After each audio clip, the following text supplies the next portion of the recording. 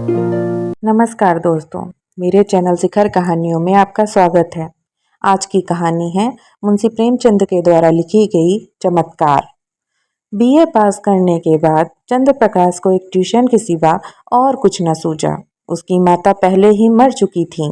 इसी साल पिता का भी देहांत हो गया और प्रकाश जीवन के जो मधुर स्वप्न देखा करता था वो सब धूल में मिल गए। पिता ऊंचे ओहदे पर थे। उनकी कोशिश से चंद्र प्रकाश को कोई अच्छी जगह मिलने की पूरी आशा थी, पर वो सब मंसूबे धरे रह गए और अब गुजर बसर के लिए यही 30 महीने की ट्यूशन रह गई। पिता ने कुछ संपत्ति भी न छोड़ी थी, उल्टे वधू का बोझ और सिर पर लाद दिया। और स्त्री भी मिली तो पढ़ी लिखी, शौकीन, जबान की तेज, जिसे मोटा खाने और मोटा पहनने का मर जाना कबूल था। चंद्र प्रकाश को 30 की नौकरी करते शर्म तो आई, लेकिन ठाकुर साहब ने रहने का स्थान देकर उसके आंसू पोंछ दिए। यह मकान ठाकुर साहब के मकान से बिल्कुल मिला हुआ था। पक्का, हवादार, साफ सुथरा और जरूरी सामान से लैस। एक मकान 20 से कम पर ना मिलता। काम केवल 2 घंटे का। लड़का था तो लगभग उन्हीं की उम्र का, पर बड़ा कुंद देजन कामचोर। अभी 9वें दर्जे में पढ़ता था। सबसे बड़ी बात यह कि ठाकुर और ठकुराइन दोनों प्रकाश का बहुत आदर करते थे, बल्कि उसे लड़का ही समझते थे। वह नौकर नहीं, घर का आदमी था और घर के हर एक मामले में उसकी सलाह ली जाती थी। ठाकुर साहब अंग्रेजी नहीं जानते थे। उनकी समझ में अंग्रेजीदा लौंडा भी उनसे ज्यादा बुद्धिमान, चतुर और तरफ बेकार था। संध्या का समय था। प्रकाश ने अपने शिष्य वीरेंद्र को पढ़ाकर छड़ी उठाई तो ठकुराइन ने आकर कहा, अभी न जाओ बेटा, जरा मेरे साथ आओ, तुमसे कुछ सलाह करनी है। प्रकाश ने मन में सोचा, आज कैसी सलाह है, वीरेंद्र के सामने क्यों नहीं कहा। उसे भीतर ले जाकर रमा देवी ने कहा, तुम्हारी क्या सलाह है, बीरू को ब्याह दूं? एक बहुत अच्छे घर से संदेशा आया है। प्रकाश ने मुस्कुरा कर कहा, यह तो बीरू बाबू से ही पूछिए। नहीं, मैं तुमसे पूछती हूँ। प्रकाश ने असमंजस में पकड़कर कहा, मैं इस विषय में क्या सलाह दे सकता हूँ। उनका 20वां साल तो है, लेकिन यह समझ लीजिए कि पढ़ना हो चुका। तो अभी ना करूं, यही सलाह है। जैसा उचित समझें। मैंने दोनों बातें कह दी। तो कर डालूं। मुझे यही डर लगता है कि लड़का कहीं बहक न जाए। मेरे रहते तो आप इसकी चिंता ना करें। हाँ, इच्छा हो तो कर डालिए, कोई हरज भी नहीं है। सब तैयारियां तुम्ही को करनी पड़ेंगी, यह समझ लो। तो मैं कब इनकार करता हूँ? रोटी की खैर मनाने वाले शिक्षित युवकों को एक प्रकार की दुविधा होती है, जो उन्हें अप्रिय सत्य कहने से रोकती है। प्रकाश में यही कमजोरी थी। बात पक्की हो गई और विवाह का सामान होने लगा। ठाकुर साहब उन मनुष्यों में थे जिन्हें अपने ऊपर विश्वास नहीं होता। उनकी निगाह में प्रकाश की डिग्री उनके 60 साल के अनुभव से कहीं मूल्यवान थी। विवाह का सारा आयोजन प्रकाश के हाथों में था। 10-12 हजार रुपए खर्च करने का अधिकार कुछ कम गौरव की बात न थी। देखते ही देखते फटे हाल युवक जिम्मेदार मैनेजर बन बैठा। कहीं कपड़े वाला उसे सलाम करने आया है, कहीं मोहल्ले का बनिया घेरे हुए है, कहीं गैस और सामियाने वाले खुशामद कर रहे हैं। वह चाहता तो 200-400 रुपए बड़ी आसानी से बना लेता, लेकिन इतना नीच न था। फिर उसके साथ क्या दगा करता, जिसने सब कुछ उसी पर छोड़ दिया था। पर जिस दिन उसने 5,000 के जेवर खरीदे, उस दिन उसका मन चंचल हो उठा। घर आकर चंपा से बोला, हम तो यहाँ रोटियों के मोहताज हैं और दुनिया में ऐसे आदमी पड़े हुए हैं जो हजारों लाखों रुपए के जेवर बनवा डालते हैं। ठाकुर साहब ने आज बहू के चढ़ावे के लिए 5,000 के जेवर खरीदे। ऐसी ऐसी चीजें हैं कि देखकर आंखें ठंडी हो जाएं। सच कहता हूँ, बात चीजों पर तो आंखें ही नहीं ठहरती थीं। चंपा ईश्वर जनित विराग से बोली, ओह, हमें क्या करना, जिन्हें ईश्वर ने दिया है वो पहने। यह तो रोकर मरने के लिए पैदा हुए हैं। चंद्र प्रकाश, इन्हीं लोगों की मौज है, न कमाना न धमाना। बाबा दादा छोड़ गए हैं, मजे से खाते हैं और चैन करते हैं। इसी से कहता हूँ, ईश्वर बड़ा अन्यायी है। चंपा, अपना अपना पुरुषार्थ है, ईश्वर का क्या दोष। तुम्हारे बाप दादा छोड़ गए होते तो तुम भी मौज करते। यहाँ तो रोटियां चलना मुश्किल है, गहने कपड़े को कौन रोए, और ना इस जिंदगी में कोई ऐसी आशा ही है। कोई गद की साड़ी भी नहीं रही। किसी भले आदमी के घर जाऊं तो पहन लूं। मैं तो सोच रही हूँ कि ठकुराइन के यहाँ ब्याह में कैसे जाऊंगी। सोचती हूँ बीमार पड़ जाती तो जान बचती। यह कहते कहते चंपा की आंखें भर आईं। प्रकाश ने तसल्ली दी। साड़ी तुम्हारे लिए लाऊं। अब क्या इतना भी ना कर सकूंगा। मुसीबत के ये दिन क्या सदा बने रहेंगे। जिंदा रहा तो एक दिन तुम्हें सिर से पांव तक जेवरों से लदी रहोगी। चंपा मुस्कुराकर बोली, चलो ऐसी मन की मिठाई मैं नहीं खाती। निवाह होता जाए यही बहुत है, गहनों का साथ नहीं। प्रकाश ने चंपा की बातें सुनकर लज्जा और दुख से सिर झुका लिया। चंपा उसे इतना पुरुषार्थहीन समझती है। रात को दोनों भोजन करके लेटे तो प्रकाश ने फिर गहनों की बातें छेड़ी। गहने उसकी आंखों में बसे हुए थे। इस शहर में ऐसे बढ़िया गहने बनते हैं, मुझे इसकी आशा न थी। चंपा ने कहा, कोई और बात कहो, गहनों की बात सुनकर जी जलता है।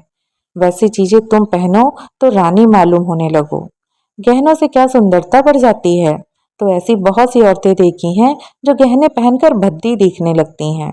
ठाकुर साहब भी मतलब क्यार हैं। यह ना हुआ कि कहते इसमें से कोई चीज चंपा के लिए लेते जाओ। तुम भी कैसे बच्चों से बातें करते हो। इसमें बचपने की क्या बात है। कोई उदार आदमी कभी इतनी कृपणता ना करता। मैंने तो कोई ऐसा उदार आदमी नहीं देखा जो अपने बहू के गहने किसी गैर को दे दे। मैं गैर नहीं हूँ, हम दोनों एक ही मकान में रहते हैं। मैं उनके लड़के को पढ़ाता हूँ और शादी का सारा इंतजाम कर रहा हूँ। अगर 100-200 की कोई चीज दे देते तो वह निष्फल न जाती। मगर धनवानों का हृदय धन के भार से दबकर सिकुड़ जाता है। उसमें उदारता के लिए स्थान ही नहीं रहता। रात के 12 बज गए, फिर भी प्रकाश को नींद नहीं आती। बार बार ही चमकीले गहने आंखों के सामने आ जाते। कुछ बादल हो आए हैं और बार बार बिजली चमक उठती है। सहसा प्रकाश चारपाई से उठ खड़ा हुआ। उसे चंपा का आभूषणहीन अंग देखकर दया आई। यही तो खाने पहनने की उम्र है और इसी उम्र में इस बेचारी को हर चीज के लिए तरसना पड़ रहा है। वह दबे पांव कमरे से बाहर निकलकर छत पर आया। ठाकुर साहब की छत इस छत से मिली हुई थी। बीच में एक 5 फीट ऊंची दीवार थी। वह दीवार पर चढ़कर ठाकुर साहब की छत पर आहिस्ता से उतर गया। घर में बिल्कुल सन्नाटा था। उसने सोचा, पहले जीने से उतरकर ठाकुर साहब के कमरे में चलूं। अगर वह जाग गए तो जोर से हंसूंगा और कहूंगा, कैसे चरका दिया। या कह दूंगा, मेरे घर की छत से कोई आदमी इधर आता दिखाई दिया, इसलिए मैं भी उसके पीछे पीछे आया हूँ कि देखूं यह क्या करता है। अगर संदूक की कुंजी मिल गई तो फिर पता है किसी को मुझ पर संदेह ही ना होगा। सब लोग नौकरों पर संदेह करेंगे। मैं भी कहूंगा, साहब नौकरों की हरकत है, इन्हें छोड़कर और कौन ले जा सकता है। मैं बेदाग बच जाऊंगा। शादी के बाद कोई दूसरा घर ले लूंगा। फिर धीरे धीरे एक एक चीज चंपा को दूंगा जिससे उसे कोई संदेह न हो। फिर भी वह जीने से उतरने लगा तो उसकी छाती धड़क रही थी। धूप निकल आई थी।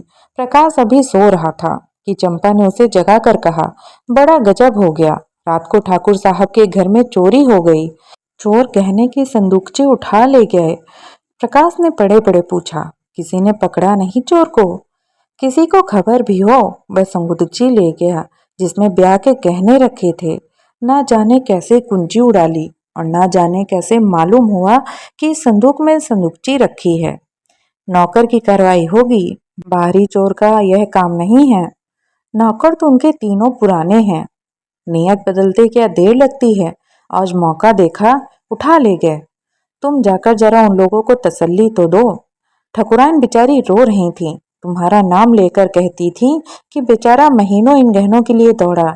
एक एक चीज अपने सामने जचवाई और चोर दाढ़ी जारों ने उसकी सारी मेहनत पर पानी फेर दिया। प्रकाश चटपट उठ बैठा और घबराता हुआ सा जाकर ठकुराइन से बोला, यह तो बड़ा अनर्थ हो गया माता जी।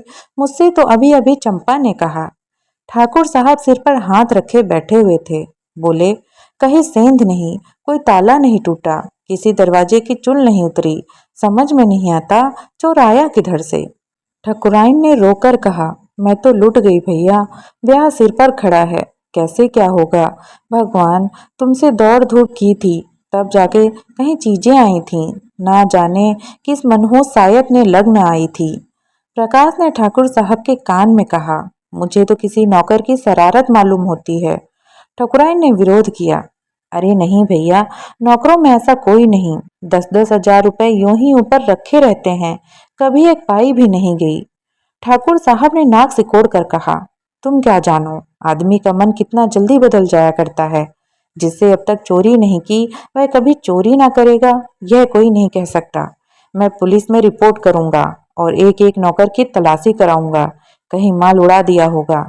जब पुलिस के जूते पड़ेंगे तो आप ही कबूलेंगे। प्रकाश ने पुलिस के घर में आना खतरनाक समझा, कहीं उन्हीं के घर में तलाशी लें तो अनर्थ ही हो जाए। बोले, पुलिस में रिपोर्ट करना और तहकीकात करना व्यर्थ है। पुलिस माल तो ना बरामद कर सकेगी, हाँ नौकरों को मारपीट भले ही लेगी, कुछ नजर भी उसे चाहिए, नहीं तो कोई दूसरा ही स्वांग खड़ा कर देगी। मेरी तो सलाह है कि एक एक नौकर को एकांत में बुलाकर पूछा जाए।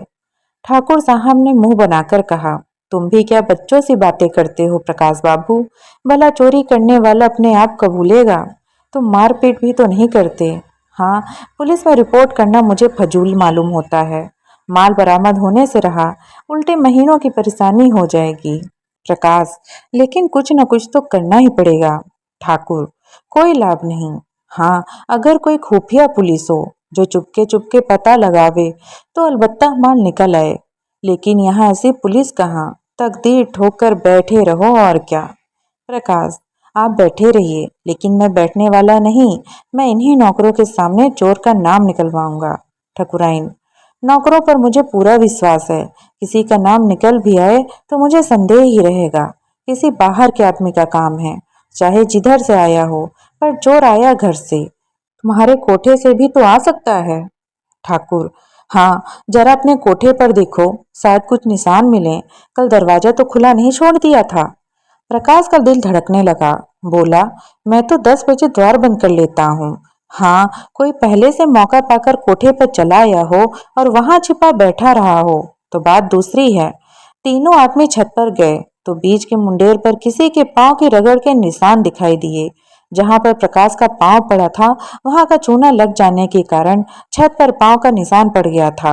प्रकाश की छत पर जाकर मुंडेर की दूसरी तरफ देखा तो वैसे ही निशान वहां भी दिखाई दिए। ठाकुर साहब सिर झुकाए खड़े थे, संकोच के मारे कुछ कह ना सकते थे। प्रकाश ने उनके मन की बात खोल दी। इससे तो स्पष्ट होता है कि चोर मेरे ही घर में से आया है, अब तो कोई संदेह ही नहीं रहा। ठाकुर साहब ने कहा, हाँ, मैं भी यही समझता हूँ, लेकिन इतना पता लग जाने से ही क्या हुआ, माल तो जाना था, सो गया। अब चलो आराम से बैठें, आज रुपए की कोई फिक्र करनी होगी। प्रकाश, मैं आज ही वह घर छोड़ दूंगा। ठाकुर, क्यों, इसमें तुम्हारा कोई दोष नहीं। प्रकाश, आप कहें, लेकिन मैं समझता हूँ मेरे सिर पर बड़ा भारी अपराध लग गया। मेरा दरवाजा 9-10 बजे तक खुला ही रहता है, चोरों ने रास्ता देख लिया, संभव है 2-4 दिन में फिर आ घुसे। घर में अकेली एक औरत सारे घर की निगरानी नहीं कर सकती। इधर वह तो रसोई में बैठी है, उधर कोई आदमी चुपके से ऊपर चढ़ जाए तो जरा भी आहट नहीं मिल सकती। मैं घूम घाम कर कभी 9 बजे आया, कभी 10 बजे, और शादी के दिनों में तो देर होती ही रहेगी। उधर का रास्ता बंद हो जाना चाहिए। मैं तो समझता हूँ कि इस चोरी की सारी जिम्मेदारी मेरे सिर है। ठकुराइन डरी, तुम चले जाओगे भैया, तब तो घर और फाड़ खाएगा। प्रकाश, कुछ भी हो माता जी, मुझे बहुत जल्द घर छोड़ना ही पड़ेगा। मेरी वजह से ही चोरी हुई, उसका मुझे प्रायश्चित करना ही पड़ेगा। दोस्तों, कैसी लगी आपको ये कहानी, कमेंट करके जरूर बताइएगा, और ऐसी ही वीडियोस के लिए सब्सक्राइब करें मेरे यूट्यूब चैनल को और फॉलो करें फेसबुक पेज को। धन्यवाद।